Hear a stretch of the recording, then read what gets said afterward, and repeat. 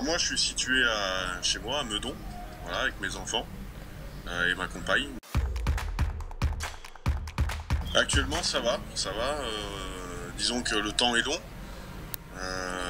Mais en tout cas, voilà, avec le staff de la formation, on a quand même pas mal de rendez-vous quotidiens par visio ou par téléphone pour faire voilà, avancer les projets, notamment le recrutement et tous les projets de la formation. Donc finalement, ouais, on s'occupe quand même si le temps commence à être long.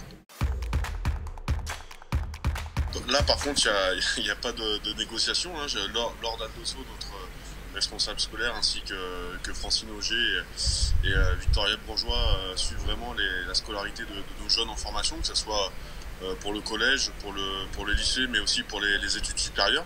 Donc on est en rapport direct avec les établissements, donc ils ont forcément leurs cours soit en ligne, voilà, qui est toujours actif, donc et c'est toujours en activité. Donc après voilà, on a des liens assez forts avec les responsables scolaires et ça marche plutôt bien puisqu'on a réussi à remettre un peu tout le monde, en tout cas dans les études malgré le confinement. En plus, c'est une année importante notamment pour nos moins de 18 qui sont en train de passer le bac. Donc non, on n'a rien lâché, au contraire. Les garçons sont plutôt sérieux, donc ça c'est vraiment une bonne, c'est un bel indicateur en tout cas. Donc voilà, on fait comme on peut, mais en tout cas il y a quand même, c'est quand même assez studieux de la part des jeunes. C'est sûr qu'en termes de compétition, tout est terminé pour nous. Donc maintenant, on est en train avec le centre de formation, avec le staff du centre de formation, de préparer la saison suivante dans toutes les catégories. Donc il y a beaucoup de boulot parce que parfois c'est des nouveaux staffs, parfois c'est aussi une nouvelle structure, notamment pour les moins de 16 qui vont rentrer en horaire aménagé l'année prochaine, la saison prochaine. Donc c'est un gros travail de structure et de mise en place de leur environnement, notamment avec l'aspect scolaire. Donc ouais, la saison en tout cas est terminée. On a les prépas plus les sportifs qui continuent à donner des exercices à la maison aux jeunes pour qu'ils puissent s'entretenir, et que ça soit techniquement mais aussi physiquement. Donc c'est pas extraordinaire, mais en tout cas ça garde un lien aussi, ça garde une connexion avec eux.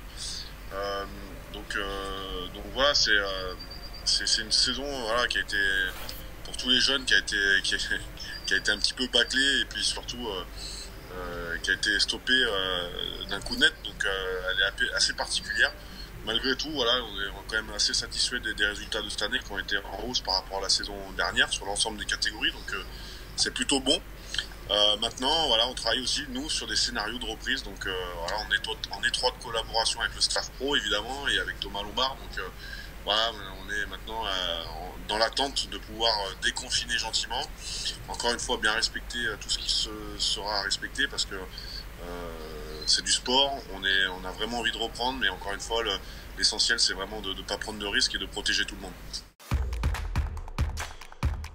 On a fait notre réunion de régulation il y a quelques temps, donc on a diagnostiqué un petit peu aussi nos 2 ans passés. Donc forcément, maintenant on se projette un peu plus et donc on a formalisé aussi nos projets. Un projet qui est transversal des petits jusqu'au grand, hein, quasiment jusqu'au pro, jusqu'au centre de formation. Ah. Donc maintenant l'objectif, voilà, comme je l'ai dit tout à l'heure, c'est qu'on va continuer à progresser et à grandir dans notre fonctionnement. On va mettre tous nos moins de 16 en horaire aménagé, donc en système sport-études, ce qui est très rare et ce qui est assez innovant aussi en termes de formation. Donc voilà, l'idée c'est de construire vraiment un super environnement pour ces jeunes, qui soient bien accompagnés au niveau scolaire, bien accompagnés au niveau sportif, pour que ces jeunes-là puissent arriver dans le futur déjà en moins de 18, après en espoir et au centre de formation. Voilà, l'idée maintenant c'est d'alimenter de la part de l'interne nos catégories dans un premier temps, puis nos centres de formation, et puis bien sûr, si le boulot est bien fait, les pros. Effectivement, c'est sûr que si on est confiné avec William Persillier, je pense que c'est plus facile parce qu'il est déjà, c'est un garçon qui est déjà bien organisé, bien carré dans sa tête. Je pense que le confinement serait plus facile avec lui parce que il s'auto-gère tout seul. Donc effectivement, je pense que là, ça serait plus facile. Voilà, j'espère déjà qu'ils vont tous bien, qu'ils prennent soin d'eux, que leur famille va bien, qu'on est pressé de les retrouver, hein, que ce soit avec les jeunes, mais aussi avec les pros au stade. voilà, ils nous manquent. C'est des supporters qui sont là tout le temps, quand ça va bien, quand ça va pas bien.